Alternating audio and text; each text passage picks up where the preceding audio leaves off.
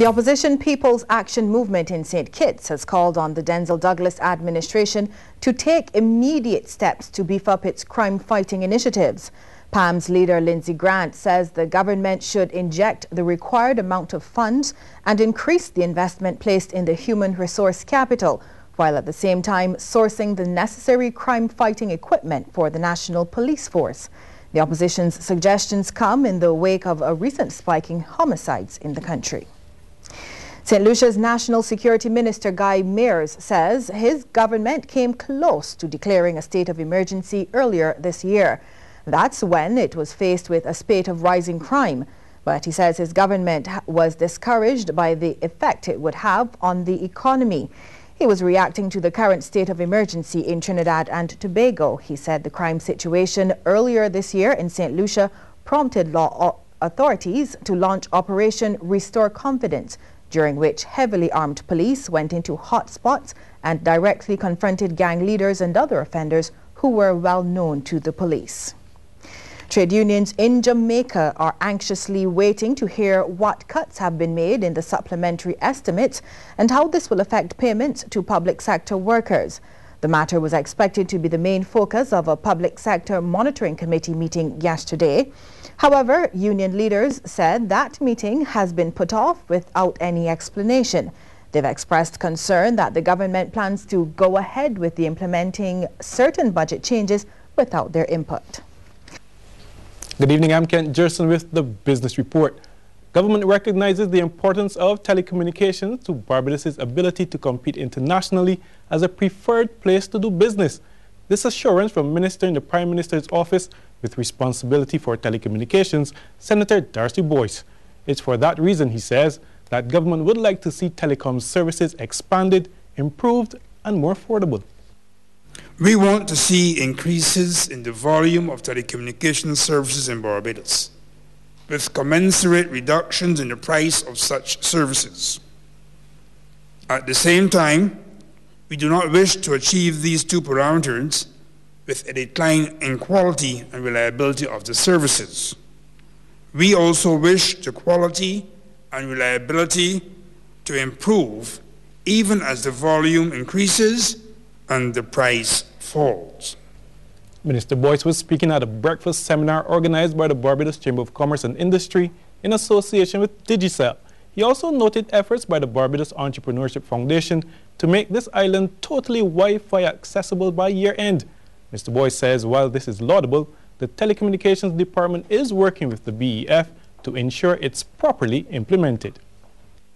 The Chief Telecommunications Officer has accordingly set up a task force that has met internally on this island-wide Wi-Fi initiative and will work with the promoters of the initiative to ensure that rollout of the project does not compromise the quality of the telecommunications services available here or trespass on any rights that exist or lead to unnecessary or undesirable exposure of participants in the initiative. Well, early in the seminar, Digicel CEO Barry O'Brien had also talked about how vital information and communication technology is to the economic development of a country.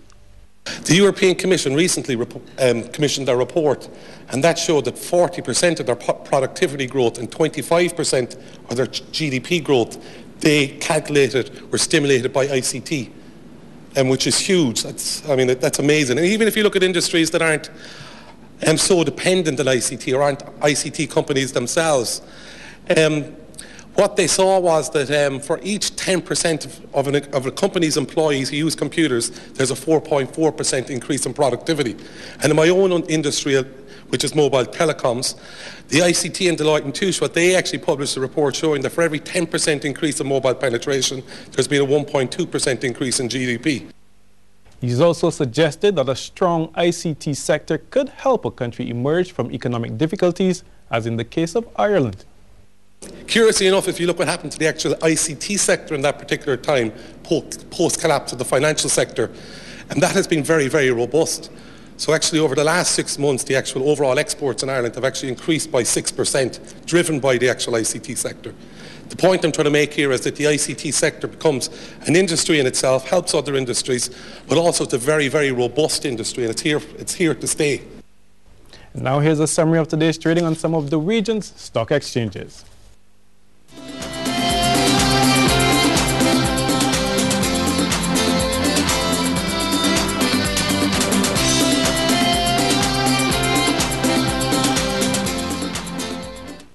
And a very good evening to all, and we recorded generally cloudy skies across most of the islands in the Los Antilles today, but the shower activity didn't quite match up. We had just 1.6 millimeters of rainfall at the airport during the day, but indications are that that is going to change later tonight.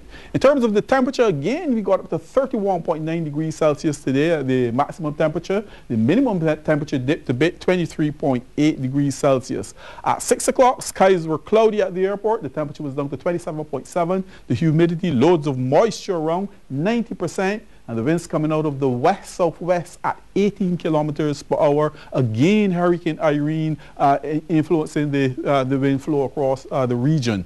Now, in the far eastern Atlantic, Barbados and the island chain under this multi-layered cloud mass, there is the area of the tropical wave we were tracking yesterday was upgraded to tropical depression number 10, and at 5 o'clock this evening the center of that system was in the vicinity of 13.4 degrees north, 34 degrees west. Now the system is tracking to the west-northwest at about 14 miles per hour, and indications are though that we have no we don't have to fear this system. It is is projected to move to the north over the next 48 to 72 hours. But in the island chain, there were two major systems that were responsible for the activity. First of all, there was this trough system. Remember, we were tracking this yesterday. The trough system was responsible for pulling most of the moisture from in the region of the intertropical convergence zone into the southern portion of the region. The overall dynamics, though, today didn't lend to the really unsettled conditions, but the system is tracking to the west, and tonight the whole environment could become a bit more unsettled, and as a result more favorable rather, and we could see cloudy skies, scattered showers and some isolated thunderstorms tonight and into tomorrow over Barbados and predominantly the southern portion of the region. And in the west, of course, Hurricane Irene at 5 o'clock, the center of this system was in the vicinity of 27.7 degrees north, 77 degrees west. The system is presently moving to the northwest at about 8 miles per hour. It went up the center of the Bahamas today, creating havoc. It is expected to impact the Carolinas in another couple of days. The system is big and powerful. Already evacuations are in place, and this system could cause quite a bit of activity up the east coast of the United States of America. I'll be back after the break. And welcome back. The moisture levels are going to continue to be quite high. The trough system still very much in place. That is going to be pulling the moisture into the region, and as a result, Barbados and the southern portion initially will be getting cloudy skies and scattered showers. Going to be spreading up the island chain. So most of the islands are going to be sharing in the cloudy skies and scattered shower activity. Take a look at our 4-day prediction, Friday through to Monday. Showers, thunderstorms through until around Saturday. Our overall projections have changed a bit. Sunday into Monday, we're going to be looking at fair to partly cloudy skies and few scattered showers expected. And sunrise in Barbados tomorrow, 13 minutes to 6 o'clock. Sunset will be at 13 minutes after 6. The first high tide 11 minutes to 1 tomorrow morning. The second is going to be at 10 minutes after 2. The first low tide 12 minutes to 8. The second is going to be at 7:32 in the evening. The seas moderate in open waters. Swells are peaking at 2 meters. And the winds across the region, east-southeasterly to easterly 10 to 20 kilometers per hour. Our predictions for tonight, generally cloudy with scattered showers and isolated thunderstorms.